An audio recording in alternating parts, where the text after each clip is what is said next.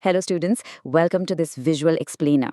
Today, we're diving into the very first and honestly one of the absolutely crucial chapters of Class 10 Science, chemical reactions and equations. But before we even start, I want you to fire up that confidence inside you. Literally, tell yourself right now, I will win. Because what you're dreaming about today is gonna be your reality tomorrow.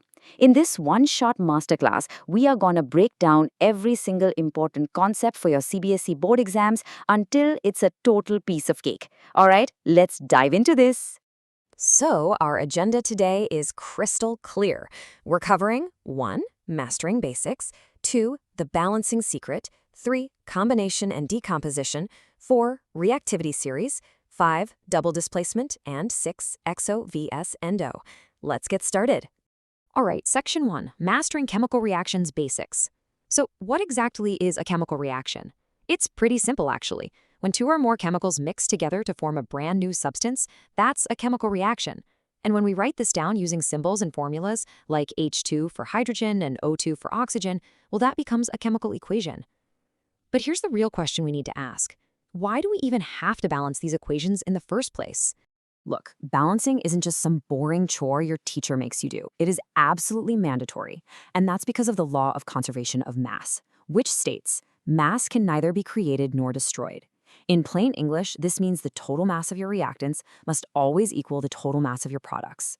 Board exams love to test this definition, so make sure you lock this exact phrasing into your memory. Moving on to Section 2, the secret to balancing equations. Now, your textbook probably tells you to use the hit and trial method, which is basically just guessing. But hey, we don't do that here. I'm going to give you a foolproof, hit and trial free method that will balance literally any chemical equation out there without the headache. This 4-step loop is your ultimate cheat code. Step 1, always balance your metals first, things like iron, zinc, or copper. Step 2, move on to the nonmetals like chlorine or sulfur. Step 3, next up, balance the oxygen. And step 4, finally, hydrogen. But listen up, because this is the absolutely crucial rule. If at any step you mess up a previous balance, you always restart from step 1. You just keep repeating this cycle until everything is perfectly balanced. Let's actually put this to the test right now. This right here is a notorious, highly tested equation in the CBSE exams, the decomposition of lead nitrate. Go ahead and try balancing it. Now, our 4-step method will definitely get you the answer, but since this is a masterclass, I'm going to give you a massive cheat code. Just remember the magic number for NO2. Stick a 4 right in front of NO2. The second you drop that 4 in there, the entire rest of the equation instantly balances itself too. 2PbNO32 gives 2PbO plus 4NO2 plus O2. Seriously, just print this one in your brain. All right, number 3, combination and decomposition reactions. First up is the combination reaction. This is where 2 or more reactants join together to form just one single product. And then we have decomposition, which is the exact opposite. This is when one single reactant breaks down to form 2 or more products. And remember, in the real world, to break anything apart, you need energy, whether that's in the form of heat, light, or electricity. Let's actually see thermal decomposition in action. So ferrous sulfate crystals start off with this green color.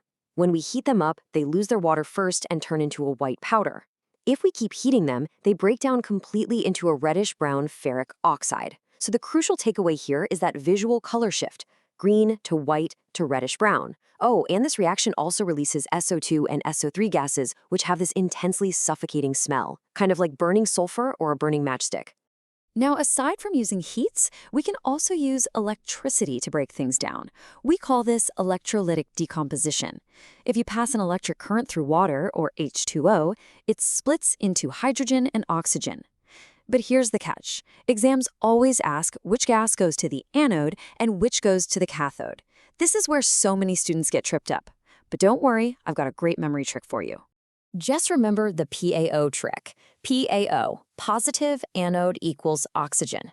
That means whatever's at the battery's positive terminal, the anode, is always going to be oxygen gas. And if oxygen is at the anode, then hydrogen automatically goes to the negative terminal, the cathode. Lock in PAO and you will never, ever forget this concept. Here's another quick retention booster for you. Water, H2O, obviously has 2 atoms of hydrogen for every 1 atom of oxygen. Because of that, when electrolysis happens, the volume ratio of hydrogen to oxygen is always 2:1. The volume of hydrogen gas you collect at the cathode is literally double the oxygen gas at the anode. This is a massive favorite for board exam questions, so keep it in mind. Moving into Section 4, the reactivity series unlocked. You know, chemistry is kind of just like real life. The more powerful element is always going to kick out the weaker one and take its place. A more reactive element kicks a less reactive element right out of its compound. But the real question is, how do we actually know who's more powerful? Well, that's exactly where the reactivity series comes in. The metals at the top are the most powerful, and the ones at the bottom are the least. To memorize this, there's a really fun, famous Hindi mnemonic. Gudi, nal, gar, mingo, alto, jisko pir, lekar, hum chale. Gudi is potassium for gudi, nal is sodium for nal, gar is calcium for kata, Mg is magnesium for mango, Al is aluminum for alto, and so on. Using this little trick makes memorizing the entire descending reactivity series totally effortless. So, let's see this crucial point in action with a classic displacement experiment. What happens if we drop an iron nail into a blue copper sulfate solution? Well, check the reactivity series. Iron is above copper, it's more powerful, so iron just kicks copper right out. The solution's color shifts from blue to light green because it's become ferrous sulfate, and that kicked out copper, it coats the iron nail in this distinct reddish-brown layer. Number 5, double displacement and precipitates. Now here, nobody is getting kicked out. Instead, it's a mutual exchange. Two compounds literally just swap their ions with each other. It's kind of like two dancing pairs exchanging partners. But in these specific reactions, something really interesting often happens. Before we look at that, let's quickly review the signs of a chemical reaction using the FACS mnemonic. F stands for formation of precipitate, E is evolution of gas, C is color change, T is temperature change, and S is state change. In double displacement reactions, the one we see the most is F, the formation of a precipitate. So what exactly is a precipitate? When two soluble aqueous solutions react with each other and they produce an insoluble solid that absolutely will not dissolve in water and just settles down at the bottom of the test tube, that solid is your precipitate. And the reaction that makes it? That's a precipitation reaction. It's truly that simple.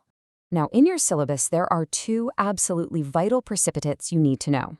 The first is barium sulfate, or BaSO4, which is a bright white precipitate.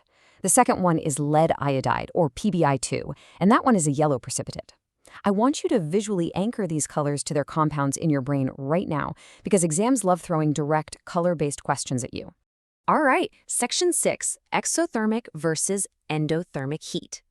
We're in the final stretch of the chapter now. Let's talk about how chemical reactions interact with heat and temperature. Exothermic reactions are the ones that release heat into their surroundings, which makes the temperature go up. Think of things like burning coal or combination reactions. On the flip side, endothermic reactions absorb heat. Remember when we talked about decomposition? You have to supply energy to break those chemical bonds, so decomposition reactions are usually endothermic. Let's do a rapid-fire retention booster. What do you think? Is eating food and human respiration exothermic or endothermic? Think about it for a second. The food we eat reacts with oxygen to give our bodies energy. Since energy is actively being produced and released, respiration is highly exothermic. Lock this fact in, guys. It's a massively tested concept. So, we've covered the whole shebang, mastering the basics, balancing all the reaction types, and heat changes. I want to leave you with a final exam challenge, though. Why are silver chloride and silver bromide always kept in dark black bottles in the chemistry lab? Well, the answer comes down to photochemical decomposition. If sunlight hits them, they absorb that light energy and break down into silver and halogen gas, totally ruining the chemical. Fun fact, this exact reaction is the magic behind old-school black and white photography. I really hope this visual explainer has locked these concepts into your brain. You are officially board ready. Keep revising, stay super focused, and remember, I will